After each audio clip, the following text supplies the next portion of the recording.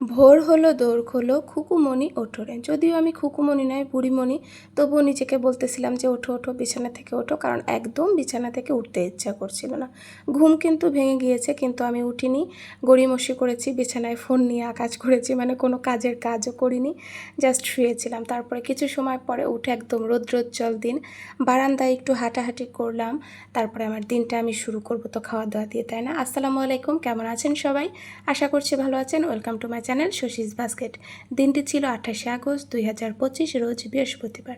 তো এই যে আমি সকালে নাস্তা করতে চলে এসেছি, ডিম সেদ্ধ, কিশমিশ, যেটা অনেক দিন খাওয়া হচ্ছে না, দুধ পাউরুটি আর ব্ল্যাক কফি।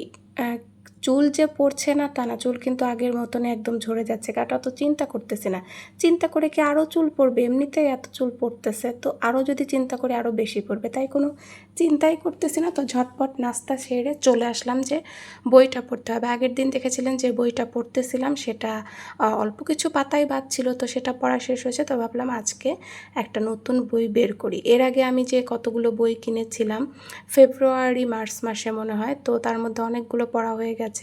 নিচের 4টা বই, এই 4টা বই আমার পড়া বাদ আছে কেনার পরে, মানে আগে আমার পড়া হয়ে গেছে সব বই, বাট আমি কেনার পরে সেই বইটা আমি পড়িনি। তো কোনটা পড়বো সিলেক্টই করতে পারতেছিলাম না। যে বড় 7 ঘন্টা পড়ার ইচ্ছা, কিন্তু পড়তেছিলাম না, কারণ আমি যেহেতু রিডিং ব্লকে আছি, মানে আগের মতন স্পিডে পড়তে পারতেছি না, এই জন্য ছোটোটা দিয়েই শুরু করি। তো কোনটা করব আমি সিলেক্ট করতে করতে অবশেষে হচ্ছে দেবীটা সিলেক্ট করলাম যে এটাই পড়া শুরু করি। তো অনেকটা আমি যখন রাতে ভয়েস ওভার দিচ্ছি, প্রায় অর্ধেকের বেশি শেষ, আরও শেষ করে ফেলতে পারতাম, কারণ পড়তে পারিনি। যেই না জাস্ট মনে হয় 4-5 পাতা পড়েছি, এই যে কুশন নিয়ে সুন্দর মতন করে আয়েশ করে পড়তে গিয়েছি।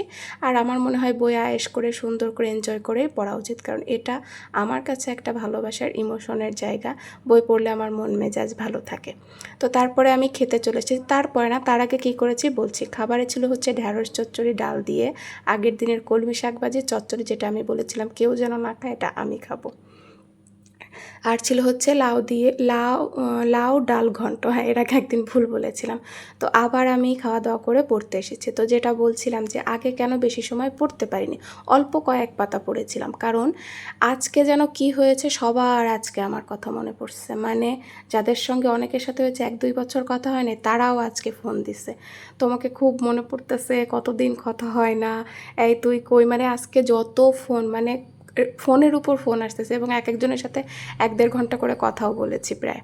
তো তারপরে কথা শেষ করে বেশি পড়তে পারি না। খাওয়া দাওয়ার পরে একটু পরে আবার তখনও বেশি পড়তে পারবো না, কারণ পড়াতে যেতে হবে। আজকে পড়ানো ছিল না, কিন্তু আমার বোনটা বলেছে সে তার পরীক্ষা আছে, যতই সে অন্য টিচারের কাছে ওটা করেছে, স্কুলে করাইছে, কিন্তু আমাকে তার বুঝাই দিতে হবে, কারণ সে আমার বোঝাটাই নাকি বুঝে, যে তুমি একটু আসবা। সে নিজেই আসতে চাইছে, বলতেছে আমি তোমার বাসায়ই যাব দরকার হইলে, আমি বুঝতে পারতেছি না, স্যার যেভাবে বুঝাইছে বুঝিনি, তুমি বুঝাই দেবা। পরেই তো আমি রেডি সেডি হয়ে চলে যাচ্ছি ওকে পড়াইতে।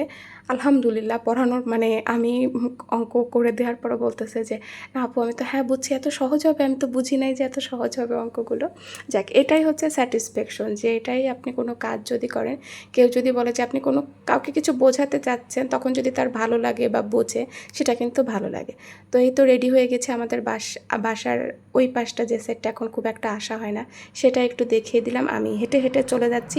আজকেও আমার এই যে এই কিউট কিউট হাঁসের সাথে দেখা, একজন তো এই যে নড়তেই চাচ্ছিল না, মানে আমার সাথে সাথে দৌড় মারতেছিল। এই ছিল আজকের আমার ভিডিও। তো সবাই জানাবেন কেমন লাগলো, আশা করছি ভালো লেগেছে। আল্লাহ হাফেজ।